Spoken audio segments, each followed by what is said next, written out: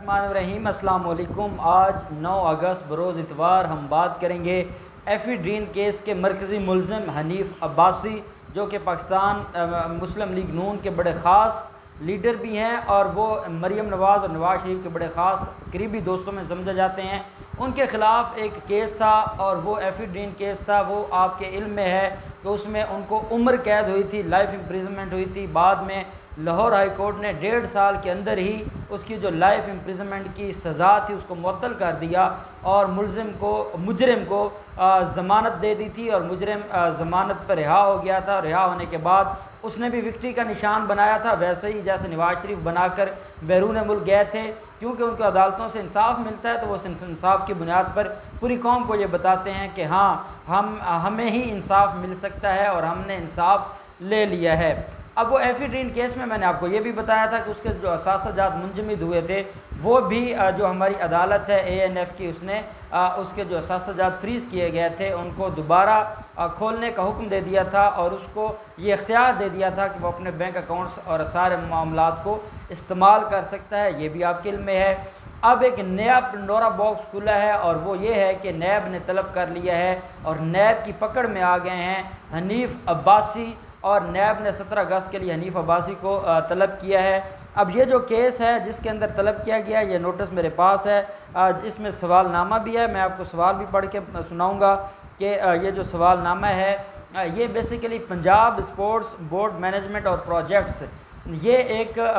Department था और इसमें ये वाइस चेयरमैन थे हनीफ अब्बासी, और हनीफ अब्बासी को ये बुलाया गया है और इससे इस प्रोजेक्ट के हवाले से सवालात पूछे गए हैं। इस प्रोजेक्ट का जो DG था जुल्फ़कार घुमन, उनको भी अदालत नैब ने तलब किया हुआ है, वो भी इस इंक्वायरी के अंदर मुलज़िम है। हनीफ अब्बासी को अरसाल किए गए सवालनामे में पूछा गया है कि पंजाब स्पोर्ट्स बोर्ड में प्रोजेक्ट मैनेजमेंट यूनिट बनाने का क्या मकसद था,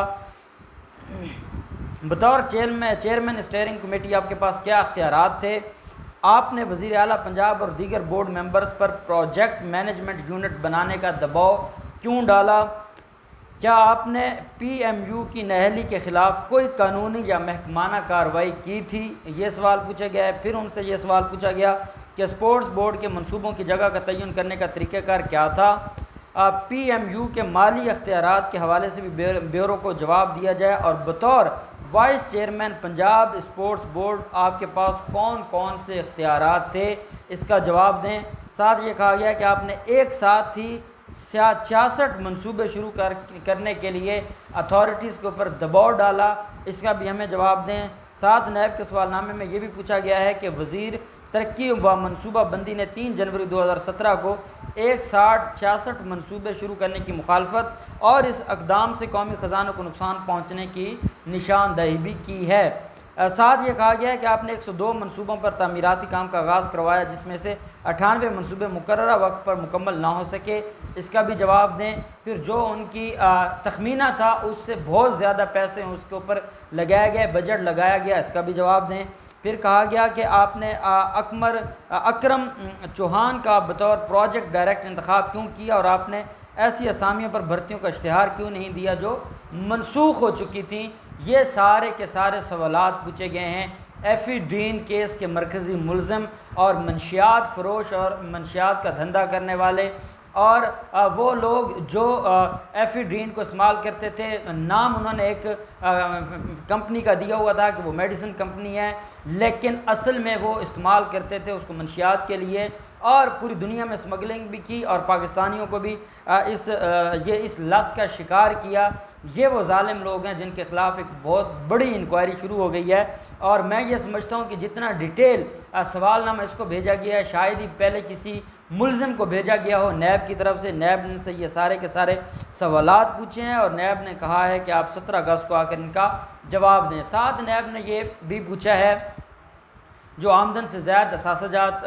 का मामला है, क्योंकि ये जो एफिड्रीन का इनके पास एक ठेका था और ये लिया जाता था मेडिसिन बनाने के लिए, लेकिन उसको ये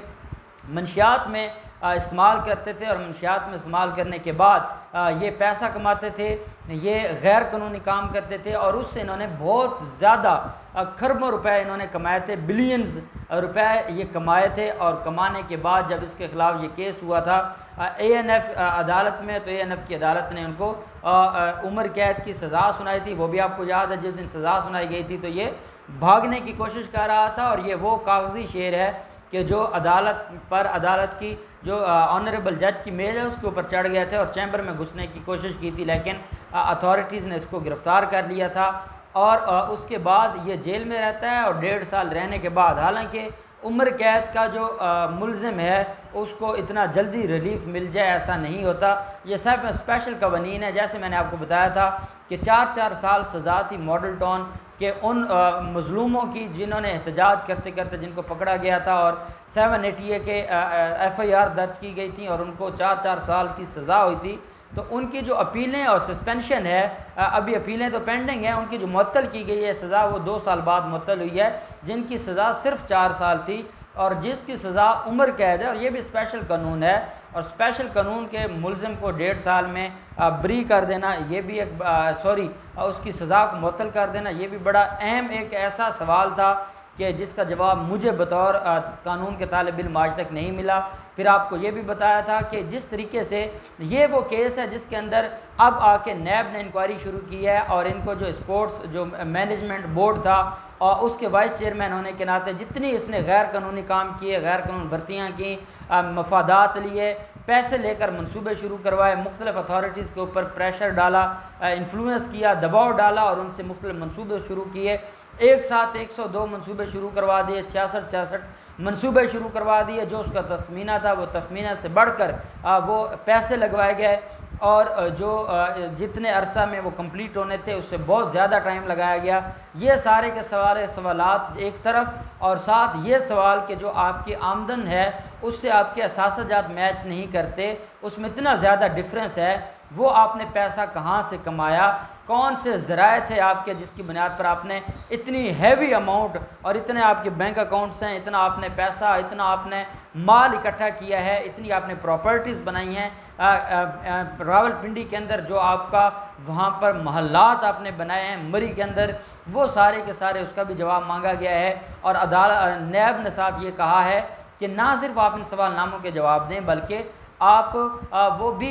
करें जो हम आपसे मांगना चाहते हैं। और वो डॉक्यूमेंट्स हैं जिनकी बुनियाद पर आपने लोगों को अपॉइंट किया, लोगों को तरक्कियाँ दी, लोगों को गैर कानूनी फ़वायद दिए, गैर कानूनी मंसूबे शुरू करवाए, उन मंसूबों के ऊपर कमीशंस ली, कमीशंस लेकर आपने मुख्तलिफ़ तरीक़ों से और हीले बहानों से आपने इतना पैसा इकट्ठा किया। ये सारे के सारे सवालात नैब ने पूछ लिए हैं। 17 अगस्त को हनीफ अब्बासी पेश होंगे और जाकर जवाब देंगे। अब क्योंकि PMLN हो या पाकिस्तान पीपल्स पार्टी हो, जैसा कि मैंने आपको बताया था, शहबाज शरीफ की मुलाकात हुई है चाइनीज़ एम्बेसडर के साथ और पाकिस्तान पीपल्स पार्टी तो पूरी दुनिया में मुख्तलिफ़ ममालिक के सफारत खानों में गए हैं, सफारतकारों को उन्होंने जाकर लेटर्स दिए हैं, रहम की अपील की है, मिन्नत समाजत की है, अमेरिका से रब्ता किया है, सऊदी अरेबिया के साथ जो अब हमारे तल्लुकात आपको नज़र आते हैं, वो क्या आपको लगता है कि उनको कोई पैसे चाहिए थे या वो पैसे लेना चाहते थे, बल्कि उनके जो ख़ास दोस्त थे उन ख़ास दोस्तों को रिलीफ नहीं मिल रहा था कमर बाजवा साहब की तरफ से और जो इमरान खान साहब हैं उनकी तरफ से, और यही वजह है उनकी नाराज़गी की। और उन्होंने जो हमें उन्होंने कर्ज़े दिए हुए थे वो भी टाइम से पहले उन्होंने मांग लिए, हमें वापस करने पड़े। ये सारे के सारे मामलात भी आपके सामने हैं। फिर जो चाइनीज़ एम्बेसडर के साथ मुलाकात हुई है, जो डिप्लोमेट है शहबाज शरीफ की, और आपको ये भी इल्म होगा जब शहबाज शरीफ को कोरोना वायरस हुआ था तो चाइनीज़ गए भी थे, फिर उनकी वजारत ख़ारजा की तरफ से कॉल्स भी आई थी और शहबाज शरीफ को कहा था कि वो उनका बैरून मुल्क इलाज करवा सकते हैं। अगर वो को इलाज करवाना चाहते हैं हर तरह की उनको फैसिलिटीज़ प्रोवाइड की जाएंगी, हर तरह के उनको उनके लिए आसानियाँ पैदा की जाएंगी। वो सारी चीज़ें भी आपके नॉलेज में है। और अब आकर पाकिस्तान मुस्लिम लीग नून ने मुतालबा किया है कि चेयरमैन नैब, जब उनके ख़िलाफ़ ह्यूमन राइट्स वाच की तरफ से रिपोर्ट्स आ गई हैं, जब उनके ख़िलाफ़ सुप्रीम कोर्ट का फ़ैसला आ गया है, जब उनके ख़िलाफ़ सुप्रीम कोर्ट ने उनकी तकर्रियों के बारे में सवालात उठा दिए हैं, तो इसके बाद इनका किसी भी ओहदे पर रहना कानूनी तौर पर जायज़ नहीं है और चेयरमैन नैब को हटाने की बात की है। अब ये चेयरमैन नैब को लगाना, तो जब लगाया जाता है तो तब तो ये कहते हैं कि जो कानूनी प्रोसीजर हैं वो पूरे किए जाएं जिसमें अपोजिशन को भी फ़ायदा हो, लेकिन जब उसको उतारना हो तो ये चाहते हैं कि हम प्रेस कॉन्फ्रेंस करके, हम मीडिया के ऊपर बात करके और हम शायद चेयरमैन नैब को उतार सकें। कि चेयरमैन नैब को उतारने का अपना एक प्रोसीजर है और उस प्रोसीजर को अडॉप्ट करेंगे तो चेयरमैन नैब उतरेगा। ऐसे ना नैब ख़त्म होने वाला है, ना चेयरमैन नैब ख़त्म होने वाला है, जाने वाला है। और अब सुप्रीम कोर्ट ने जो मुख्तलिफ़ कवानीन में बेहतरी के लिए कोशिश की जा रही है नैब कवानीन में, और जिस तरीके से जो नैब की अदालतें हैं उनकी तादाद बढ़ाई जा रही है, और सुप्रीम कोर्ट ने इनके ऊपर चेक एंड बैलेंस शुरू कर दिया है और इनकी कारकर्दगी के ऊपर सवालात उठाने शुरू कर दिए हैं, जिसकी वजह से अब नैब भी एक्टिव हो गया है। नैब भी सारे के सारे जो बड़े माफियाज़ हैं उनके ख़िलाफ़ कार्रवाई करना शुरू कर दी है। अब देखते हैं कि नैब अपनी जो वो काम कर रहा है, जो उनके ख़िलाफ़ वो कार्रवाइयाँ कर रहा है, क्या उसमें कामयाब हो पाता है, या ये लोग जो नैब को ख़त्म करना चाहते हैं, जो चेयरमैन नैब को घर भेजना चाहते हैं, जो मुख्तलिफ़ बैरूनी ताकतों के ज़रिए नैब के ऊपर प्रेशर डलवाना चाहते हैं, सुप्रीम कोर्ट के फ़ैसलों को गलत तशरीह करके और गलत इंटरप्रेट करके नैब के ऊपर तनकीद कर रहे हैं,